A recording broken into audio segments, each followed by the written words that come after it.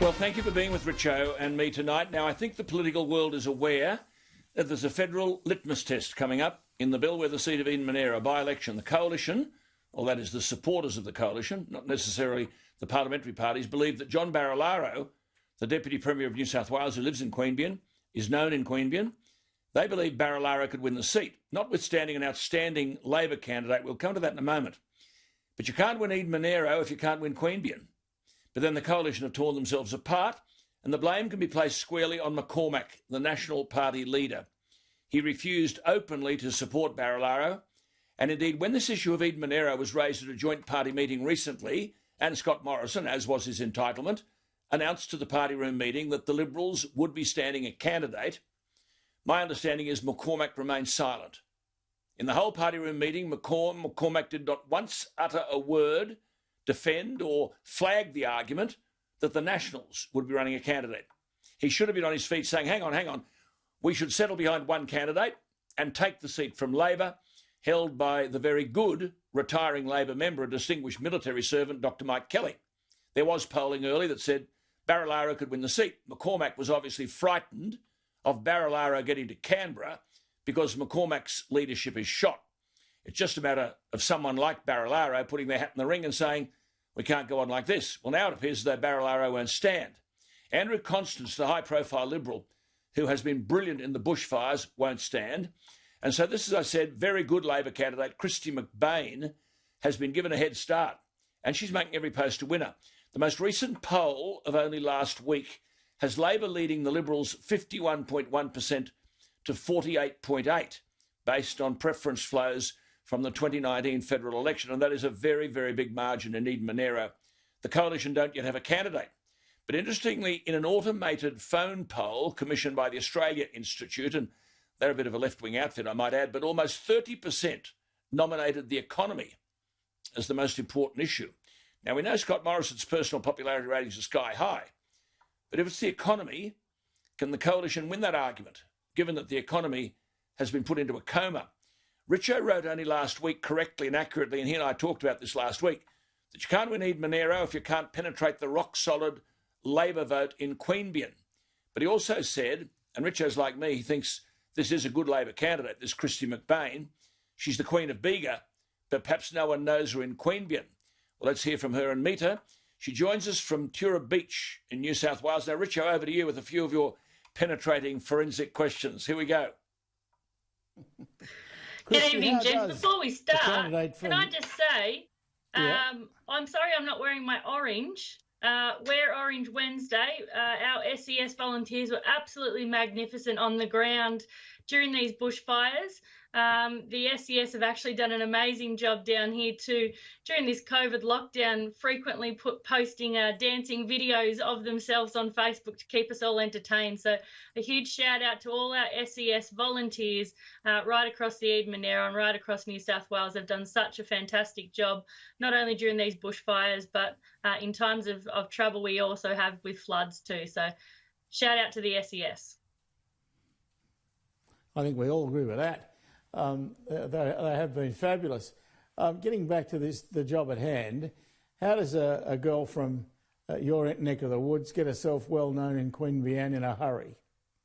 Doesn't really have to be a hurry for me, Richo. I've actually worked in Queanbeyan previously. I worked for a law firm that had offices in Yass, Queanbeyan and Canberra. I've also been the Deputy Chair of the Canberra Region Joint Organisation. So I've been advocating for projects for all of the local government areas within the Eden-Monaro for 3.5 years now as part of my work there. So, look, I've no doubt that there are going to be multiple issues right across Eden-Monaro, but that's why I'm on the ground. That's why I'm talking to residents and businesses to make sure that they understand I'm here to be a local voice for them. Kristy, I'm interested to note that on the social media... in your electorate. Sorry.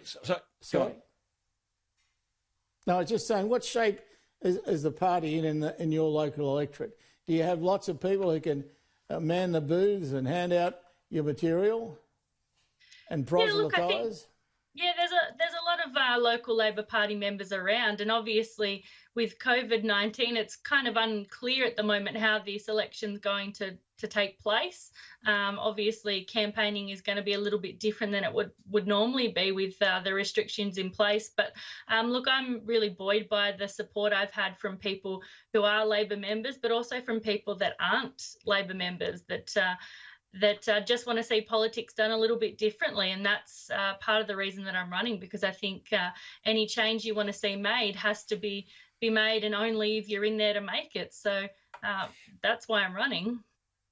Kristy, I was interested, just saying there before, to note that on the social media page about the Bega Valley Shire, it does say that the mayor is, and I quote, Kristy McBain, an unaligned politician. Not for much longer, eh? Look, I've obviously been on council since 2012, and I've only recently rejoined the Labor Party. I'm myself on the council is unaligned. Local governments should be very much about local communities, not about party politics, and that's how I've always worked as a councillor and as a mayor. I've worked with politicians from both sides in different levels of government. 2 Governor-Generals and 2 Governors of New South Wales I've met and worked with. So on local council, you're there for the benefit of your community. You're there to get things done for your local community, and it's not about party politics in local councils. Right. Well, I should just say to our viewers, this is Kristy McBain. She's the Labor candidate. There is no coalition candidate yet, but the coalition would have to buck historical trends to win Eden-Monaro. It's been more than 100 years since a government candidate won an opposition-held seat in any by-election. The government don't have a candidate. It's 119 years that Eden-Monaro has been in existence. They've never had a female member of parliament. Kristy, you're described as an experienced lawyer, having worked in small to medium law practices. What did you do before you became the Mayor of Bega? Yes, I've worked as a lawyer now for the past 14 years in practice in, as I said before, Canberra, Queanbeyan and Yass before I moved back down the coast. And I've worked in Bega, Merimbula and Eden. I've been on a variety of different boards and committees, but community advocacy was something that I was always interested in, and found myself headed into local government when I felt that the representation of the local council didn't quite include my demographic, so I jumped at the chance. Graham? There aren't too many, I have to say, councils where there aren't women these days, though, are there? I mean, your demographic seems to me to be pretty well covered. In fact, as I look around the Labor Party these days, it's much easier to be a candidate if you're a woman, isn't it? I mean, we're making up for lost time. Well, in 2012, when I ran for council, there was 8 men and 1 woman on council, all over the age of 55. And so when I talk about demographics, it's not just gender. We're talking about age demographics. It was great to be on council having young kids, because it brings with it a different dynamic. You see things a little bit differently, and when you're picturing how the place is going to change, you're picturing how your kids will grow up in it. And it's the same with Eden-Monaro. Like, our regional communities are suffering at the moment. We've talked about drought, bushfires, and now COVID-19. We've got regional economies right across the Eden-Monaro that are suffering. And the thing that I hear frequently is that, people would love to move back to the regional community they grew up in, but they can't get good full-time local jobs. Eden-Monaro is renowned for very seasonal, very casualised jobs. And we need to make sure that when we're planning futures in regional economies, we're planning for our kids and our grandkids, places where they can come back, raise a family and know that they're going to meaningfully contribute to the economy. Well, Kristy, just on the economy, I mean, Kristy McBain, by the way, has got a double degree from Canberra University, but one of the polls says the big issue is the economy. How do you intend to address that? Yeah, look, it is a huge issue. I was out at Hines Timber Mill at Tumbarumba yesterday. A quarter of all houses built in New South Wales rely on timber from that timber yard. They're having significant trouble at the moment because a number of the timber that they are harvesting is burnt. It's creating havoc with their machinery. And for them to actually start to get more produce into the timber mill, they're anticipating a 40% downturn in the produce coming through. For them to get more produce, it means going further afield to get it. That means significant freight costs. So they're saying, how about freight subsidies for us? You know, when we spoke to Ian at Batlow yesterday, who's an apple farmer, 6th generation apple farmer, and he said yesterday it took him about 30 years to get the farm the way he wanted it after his father owned it. You know, changes in technology, changes in the way people do things because of that intergenerational change. And so much of that has now been destroyed. So, you know, he's wondering what the subsidies are for them, because for him to plan going forward, to order an apple tree, it's not going to come until financial year 22, and then it's not going to bear fruit for a number of years afterwards. So when we talk about regional economies, it's about how we can help these people stay in place, stay in the regions, stay employing local people, and making sure that they can grow their businesses to the benefit of the whole region. That is a very powerful point that the Kristy McBain just made. You see, the apple grower has been wiped out, trees been wiped out. You plant new trees, you've got to afford them, but there's no fruit for 2 or 3 years after that. See, your electorate takes in a very heavy tourism component. In other words, and I know you've advocated, can we have some incentives to get people to holiday in this particular electorate? Now, why then, here we go, Kristy, this is the test. I'm talking about penalty rates. Why should someone who works at 10 o'clock on Sunday morning get 2.5 times what someone gets for working at 10 a.m. on Friday morning? And this is inhibiting the opportunity of people in the tourism industry to employ people. They'd rather shut than open.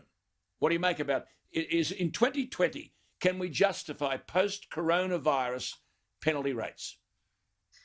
Look, I think that's obviously going to be a broader discussion. And at the moment, you know, the Liberal Party or the coalition government needs to have a good look at how they're going to help regional communities like Eden-Monaro. As I said before, 3 disasters that we've been hit with fairly concurrently, one after the other: drought, bushfire, and now COVID. We've got businesses that haven't had foot traffic since the turn of 2020, not just the last few weeks.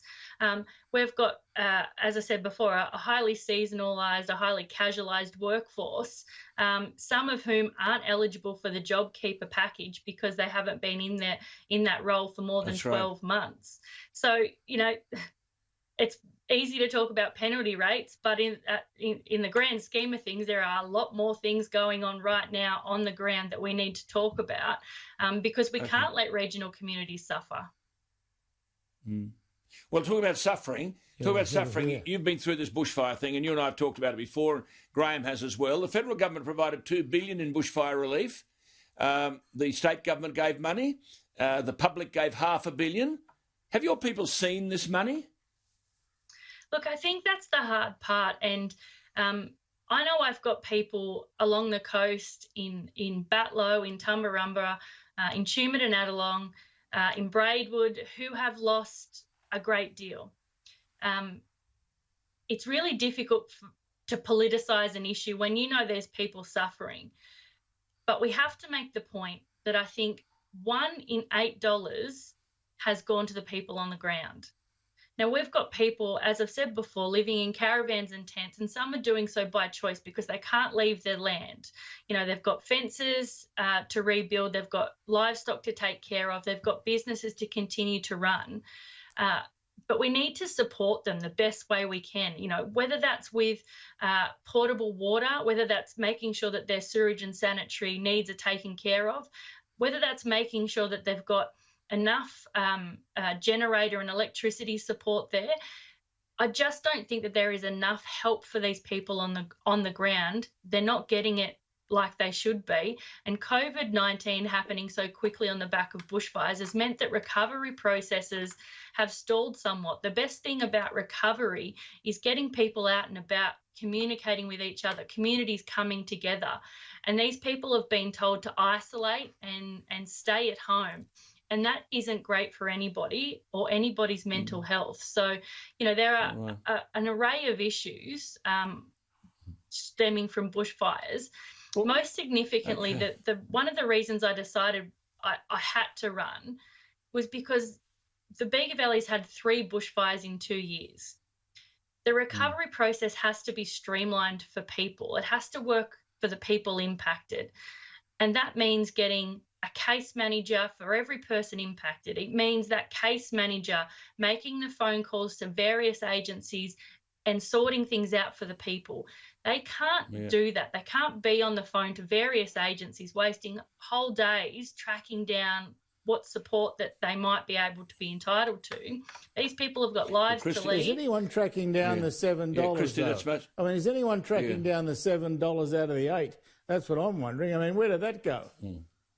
Yeah, well, that's exactly right. And I think that's been the issue that has been brought up in Senate estimates a number of times, is more of this needs to be placed on the ground with the people that need it. Recovery should be locally led. These people, Kristy, the National Bushfire Recovery Agency should be employing local people, giving them jobs to help their locals. Yeah, I'm going to have to cut you off there because we've run out of time, but you go, and thank you for being with us tonight, and thank you for the work you've done.